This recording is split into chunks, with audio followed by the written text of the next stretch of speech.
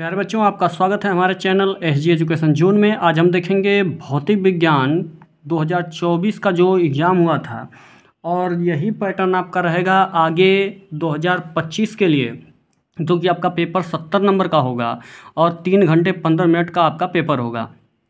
इसमें पेपर का पैटर्न कैसा होता है इसके बारे में आप जान लें कि जो पेपर का पैटर्न होता है वह 2024 के अकॉर्डिंग ही होगा। इसमें सबसे पहले अगर बात किया जाए खंड अ यानी सेक्शन ए के बारे में, तो सेक्शन ए में आपका बहुविकल्पीय प्रश्न जो होता है वो होता है। इसमें पहला जो प्रश्न है उसमें एक प्रश्न होगा जिसमें आपके करीब करीब 6 क्वेश्चन, करीब नहीं 6 क्वेश्चन आपके होंगे, जो कि 6 क्वेश्चन एक नंबर के आपके होंगे और एक नंबर का आपका जो होगा वो बहुविकल्पीय होगा। इसमें आप देख रहे हैं कि जैसे पहला क्वेश्चन है कि एक तार को खींचकर दोगुना लंबाई का कर दिया जाता है और इसकी प्रतिरोधकता का मान हो जाता है, कितना हो जाता है। यदि किसी तार को खींचकर दोगुना उसकी लंबाई कर दी जाए तो प्रतिरोधकता कितनी गुना बढ़ जाएगी या कितनी हो जाएगी। तो ये आपका प्रश्न जैसे एक है और इसमें जो विकल्प आपका सही होगा वो आप लगाएंगे। इसमें √3 अपवर्तनांक वाले प्रिज्म जो है वो प्रिज्म का अपवर्तक कोण जो है और न्यूनतम विचलन कोण के बराबर है, न्यूनतम विचलन कोण का मान क्या होगा ये क्वेश्चन। और √L का मात्रक है जहां L प्रेरकत्व तथा C धारकता है, तो इसमें जो आपका विकल्प सही होगा वो आप लगाएंगे। और तो इन विकल्पों को, जैसे ये 3 क्वेश्चन हुए और चौथा क्वेश्चन जो है वह किसी प्रकाश वैद्युत सेल के लिए देहली तरंगदैर्ध्य यानी लैम्डा 0 है, तो किसी अन्य सेल जिसके कैथोड का कार्यफलन पहले सेल से n गुना हो तब अन्य सेल के लिए देहली तरंगदैर्ध्य होगी। तो इसमें जो आपका ऑप्शन होगा वो आप सही लगाएंगे। इसके बाद फिर दी गई नाभिकीय प्रक्रिया में W कण है, तो इसमें ये जो W आपका है वो आप देखेंगे कि इसमें W के जगह पे कौन सा आपका होगा, न्यूट्रॉन होगा कि इलेक्ट्रॉन होगा कि प्रोटॉन होगा कि पॉजिट्रॉन होगा। इसमें यानी कि ये रिएक्शन होने के बाद क्या बनेगा आपका, तो ये आप देखेंगे। ये 5 क्वेश्चन देखिए, ये क्वेश्चन देखने से आपको ये भी कंफर्म होगा कि मतलब किस लेसन से क्वेश्चन कैसे बना हुआ है। और इसके बाद फिर ये किस लेसन से क्वेश्चन ज़्यादा पुटअप किया हुआ है, क्योंकि इस बार जो हुआ था वो एग्ज़ाम वो केमिस्ट्री का हो या फिजिक्स का हो, वो जो एग्ज़ाम आपके हुए थे वो आपके एग्ज़ाम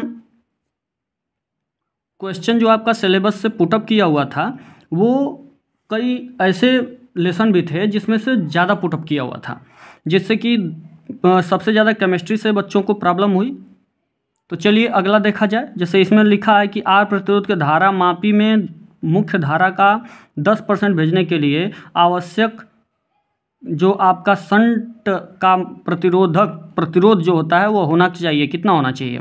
तो ये आपका जो ऑप्शन होगा, ये देख रहे हैं कि आपका पहले क्वेश्चन में एक नंबर का प्रश्न और सभी के सभी एक नंबर के, और इसमें आप 6 क्वेश्चन एक नंबर के आपने पहले खंड में देखा, ऑब्जेक्टिव था। ये ऑब्जेक्टिव आपका नहीं है, जबकि ये भी एक नंबर का ही है, तो ये ऑब्जेक्टिव नहीं होता है। इसमें आप देख रहे हैं कि दूसरे प्रश्न में ये आपका चाहे चुंबकीय वाला हो, चाहे सूक्ष्म तरंग वाला हो, चाहे ध्रुवण कोण का हो, या जो भी डायोड अग्र अभिनत का हो, जो संधि आपकी होती है उपक्रम या उपक्रम अभिनत, चाहे हेनरी स्वप्रेरकत्व की परिभाषा हो, चाहे धारा घनत्व की परिभाषा और मात्रक हो। ये जो क्वेश्चन हैं ये देख रहे हैं आपकी, ये भी 6 क्वेश्चन पुटअप किया हुआ है और सभी के सभी एक नंबर के हैं। तो सेक्शन ए जो ऑब्जेक्टिव होगा वो एक नंबर का, और सेक्शन जो बी है वो उसमें भी 6 क्वेश्चन होंगे और ये भी एक नंबर के।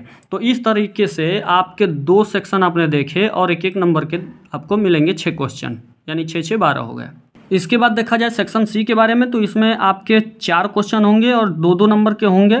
इसमें चाहे अनुगमन वेग तथा विभवांतर के संबंध का सूत्र प्राप्त करने के लिए कहे, चाहे समान गतिज ऊर्जा के प्रोटॉन व अल्फा कण से संबंध डी ब्रोगली तरंगदैर्ध्य का अनुपात प्राप्त कीजिए ये कहे, या द्रव्यमान क्षति तथा बंधन ऊर्जा की परिभाषा पूछे, या दिए गए परिपथ में जो MA 5 यानी एम्पियर धारा प्रवाहित हो रही है तो प्रतिरोध R का मान निकालने के लिए कहा है।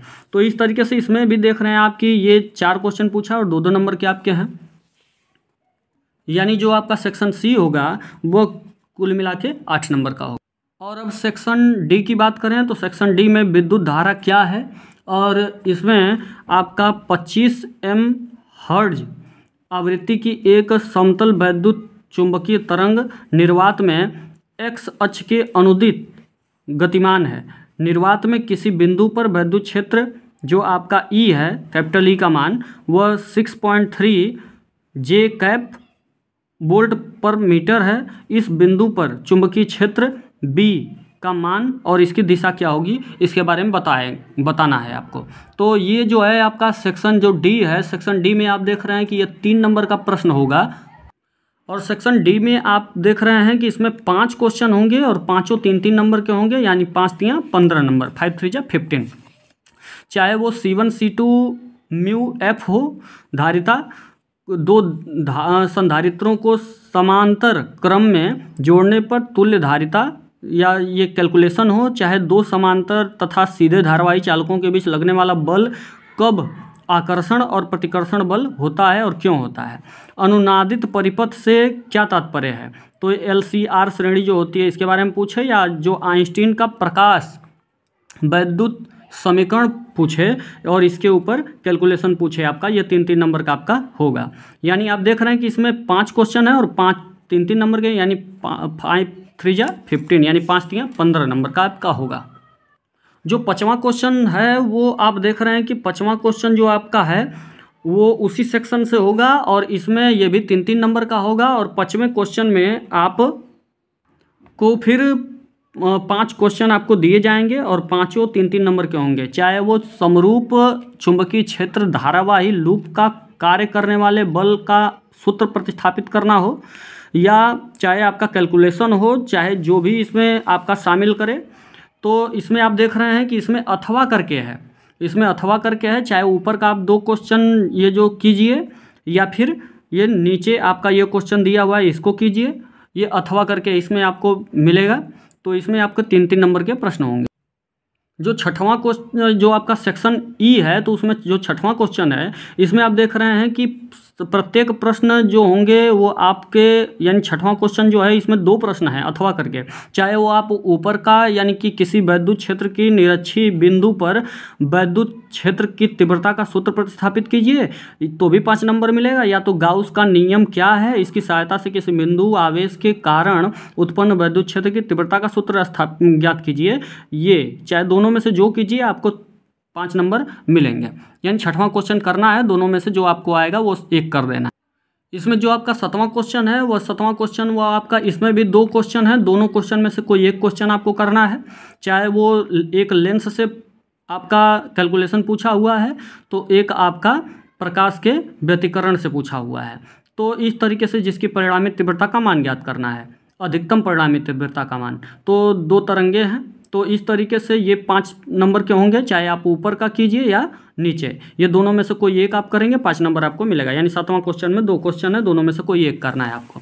इसके बाद अगर देखा जाए 8वां क्वेश्चन के बारे में, तो 8वां क्वेश्चन में भी आपको देख रहे हैं कि हाइड्रोजन परमाणु के लिए बोर का परिकल्पनाएँ क्या हैं।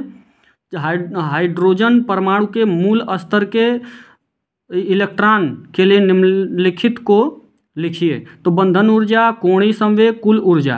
तो इस तरीके से आपके 5 नंबर के ये प्रश्न होंगे, चाहे आप इसे कीजिए या फिर आप कीजिए कि नाभिकीय विखंडन तथा नाभिकीय संलयन में क्या अंतर होता है और उपयुक्त उदाहरण की सहायता से इसको समझाना है, और दोनों घटनाओं में नाभिकीय ऊर्जा क्यों निर्गत होती है या निकलती है ये आपको बताना है। दोनों, यानी 8वां क्वेश्चन 5 नंबर का होगा, दोनों में से कोई एक आपको करना है। जो 9वां नंबर है वो आपका 9वां क्वेश्चन में भी 2 क्वेश्चन है, दोनों में से कोई एक आपको करना है।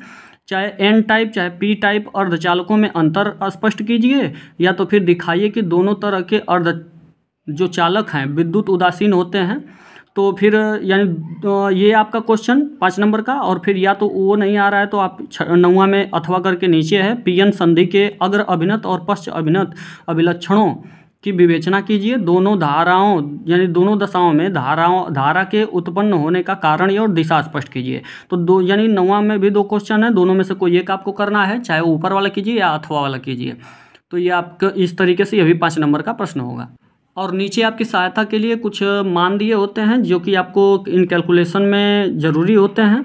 तो ये आपके हेल्प के लिए दिया होता है, आप इनका हेल्प करके आप कैलकुलेशन कर सकते हैं।